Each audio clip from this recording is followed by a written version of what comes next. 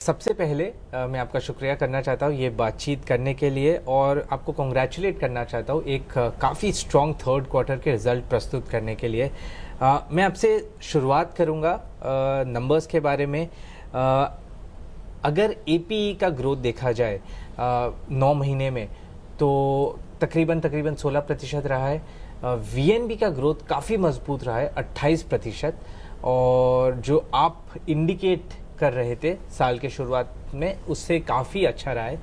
अभी एक क्वार्टर बाकी है इस साल को समाप्त होने में।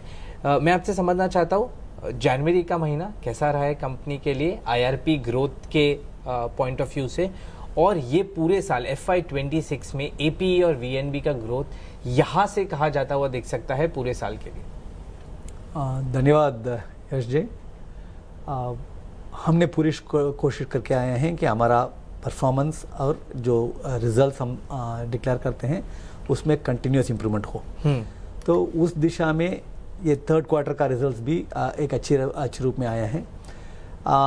हमने दोनों एपी इम्प्रूवमेंट में और वीएनबी मार्जिन इम्प्रूवमेंट में दोनों में हमने पूरे कोशिश करके जो हम एक डायरेक्शनल शिफ्ट लाए थे 2022 में उसकी हिसाब से हम चल रहे हैं। हमारा जो प्रोडक्ट मिक्स और चैनल मिक्स दोनों में हमने जो इम्प्रूवमेंट लाने की कोशिश किए हैं दोनों में हम कामयाब रहे। उसकी वजह से हमारा एपी ग्रोथ भी अच्छा था प्रीवियस क्वार्टर में, और खास करके वीएनबी मार्जिन में भी अच्छा इम्प्रूवमेंट लाए हैं। हमारा फिलॉसफी यही रहा, don't over commit and under perform.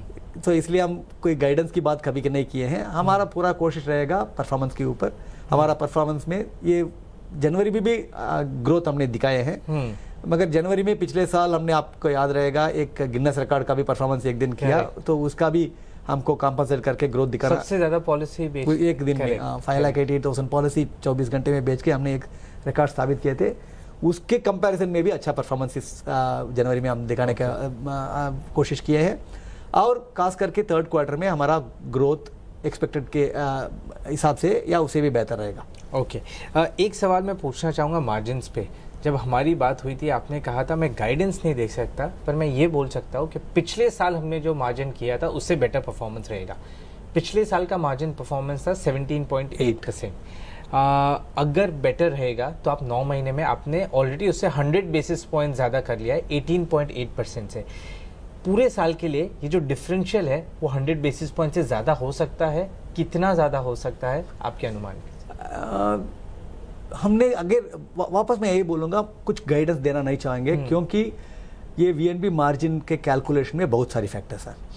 हमारा एक कोशिश है कि हमारा प्रोडक्ट मिक्स और रैशनलाइजेशन ऑफ एक्सपेंसेस दोनों के ऊपर, जो जिसके ऊपर हम कोशिश कर सकते हैं, जिसके ऊपर हम बहुत ध्यानपूर्वक हम काम कर सकते हैं, उसके ऊपर हमारे पूरे कोशिश रहा है और इस क्वार्टर में भी रहेगा।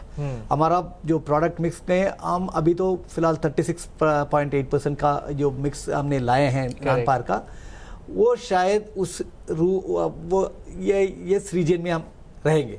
ज्यादा इसमें इंप्रूवमेंट रहेगा, मगर कितना ज्यादा नहीं हो सकता है, क्योंकि क्वार्टर 2 और क्वार्टर 3 में ज्यादा फर्क नहीं आया है। इंप्रूवमेंट तो है, थोड़ा इसके ऊपर थोड़ा और इंप्रूवमेंट आएगा। और वीएनबी मार्जिन में हम क्वार्टर 3 में 21% के ऊपर फॉर द क्वार्टर हमने दिखा कर पाए। शायद हम उससे भी थोड़ा बेहतर इस क्वार्टर में भी रखने की कोशिश करेंगे।